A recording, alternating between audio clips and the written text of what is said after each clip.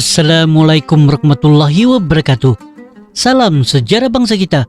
Kali ini kami membawakan satu lagi kisah menarik dalam membongkar kisah sejarah. Dan kisah untuk kali ini ialah, adakah Melayu pendatang dari Indonesia? Seperti apakah kisah ini? Mari sama-sama kita saksikan apakah kisah sejarah bangsa kita untuk kali ini. Melayu juga pendatang. Kamu datang dari Indonesia. Pernyataan di atas merupakan ungkapan yang biasa kita dengar.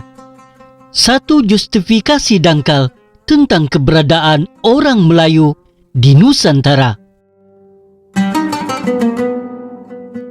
Atau apa yang seringkali pengkaji dan pakar-pakar antropologi gelarkan, yaitu alam Melayu.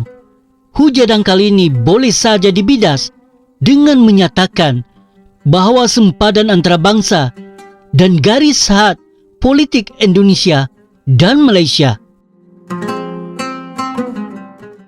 hanya wujud sekitar 1945, yaitu tahun Indonesia merdeka, ataupun selepas persekutuan Tanah Melayu wujud pada tahun 1948. Merdekanya Tanah Melayu pada tahun 1957 atau selepas kewujudan Malaysia pada tahun 1963. Oleh itu, hujah simplistik hanya terpakai sejak tempoh ini sahaja, sedangkan orang Melayu telah wujud beribu tahun lampau di tanahnya. Misalnya, tamadun purba Melayu yang merekodkan setakat ini mendapat kewujudan kerajaan Melayu sejak awal abad pertama lagi. Sebelum semua peristiwa berlaku, sempadan antara bangsa sangat kabur dan kelabu. Perkara yang memisahkan cuma secara lokaliti pentadbiran tempatan atau empayar kuasa-kuasa besar dunia. Namun apa yang perlu diketahui, Indonesia moden hari ini dan sejak dulu juga masih berada dalam lingkungan alam Melayu atau Nusantara. Bahkan sudah lama wujud sebagai sebahagian dari alam Melayu sebelum nama negaranya wujud seperti yang kita ketahui hari ini sebagai bangsa pelayar. Melayu merupakan antara bangsa paling awal membelah lautan dan meneroka kepulauan di sekitar Nusantara, bahkan menganjur sehingga luar sempadan alam Melayu itu sendiri. Perkara ini terjadi daripada hasil binaan kapal-kapal yang memiliki keupayaan tinggi membelah lautan dengan draft yang kecil namun cukup luas menampung ramai anak kapal, malah tahan lasak mengharungi lautan luas dan ganas.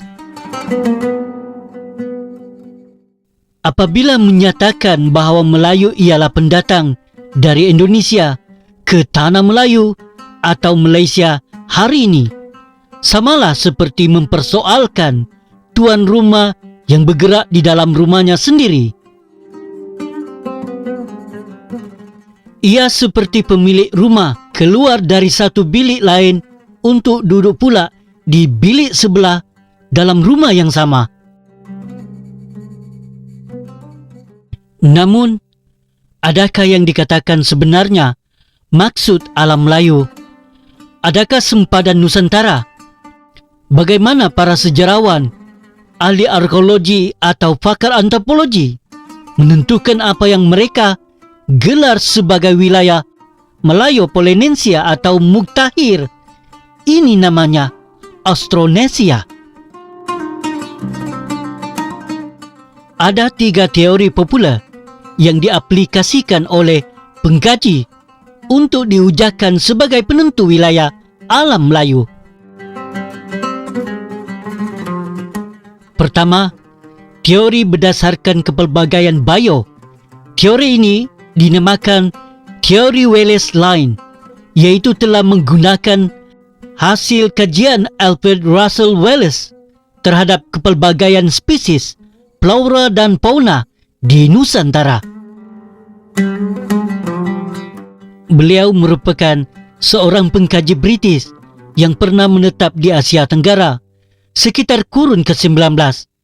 Kajiannya mendapati terdapat perbezaan spesies, flora dan fauna yang jelas dan dipisahkan pada satu garisan halimunan yang digelar sebagai Wallace Line.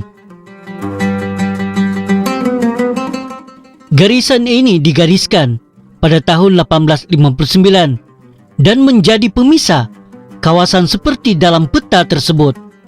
Garisan ini menunjukkan bahwa spesies flora dan fauna antara Jawa dan Bali tidak sama dengan flora dan fauna di Lombok dan Sumbawan. Perbezaan ketara antara spesies juga terdapat di habitat Borneo. Tidak sama dengan Sulawesi, malah haiwan dan tumbuhan di Kepulauan Filipina juga amat berbeza dengan haiwan dan tumbuhan yang hidup di habitat di Irian Jaya. Teori kedua yang digunakan para pengkaji untuk menentukan kawasan alam Melayu ialah teori berasaskan geografi atau teori pentas Sunda. Ia digunakan oleh Anthony Reid untuk menentukan kawasan geografi alam Melayu. Teori ini menggunakan rujukan plate tektonik atau struktur geografi yang berada dalam pentas Sunda sebagai alam Melayu. Selain Reid, kajian Profesor Oppenheimer sendiri pernah mengesahkan perkara ini semasa syarahannya di University Sains Malaysia suatu ketika dahulu. Huja menggunakan teori linguistik pula mengatakan bahawa liputan alam Melayu yang lebih meluas. Teori ketiga ini menentukan keberadaan dan liputan kawasan alam Melayu adalah menggunakan indikator bahasa yang digunakan. Di segenap alam Melayu, teori ini digemari oleh pakar dan pengkaji linguistik. Mereka mendapati bahawa sebanyak 1,200 varian bahasa Melayu-Polynesia atau Austronesia ini.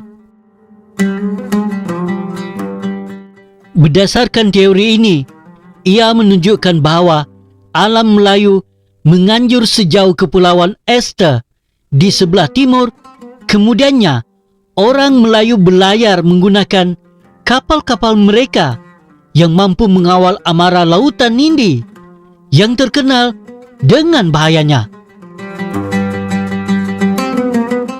Untuk mengembangkan alam Melayu hingga ke Madagaskar di sebelah barat, jika menyatakan bahawa orang Melayu berasal dari Indonesia atau orang Melayu tidak ada tanahnya sendiri, maka terangkanlah, bantulah sahabat tersebut untuk faham akan wujudnya teori dan kajian sebegini yang menentukan wilayah Nusantara atau alam Melayu. Keberadaan, pergerakan, dan kewujudan orang Melayu di tanahnya sendiri. Melayu, rumahnya di sini walaupun jauh kami berkelana, membina hidup dan menjadi kaya satu dunia. Di dalam rumah asal kami, inilah kami lahir dan belajar untuk hidup. Kami kongsikan rumah kami bersama kamu dengan syarat kamu juga mahu setia bersama kami di bawah bumbung SPBYPDA dan lindungi juga dengan pagar perlembagaan persekutuan.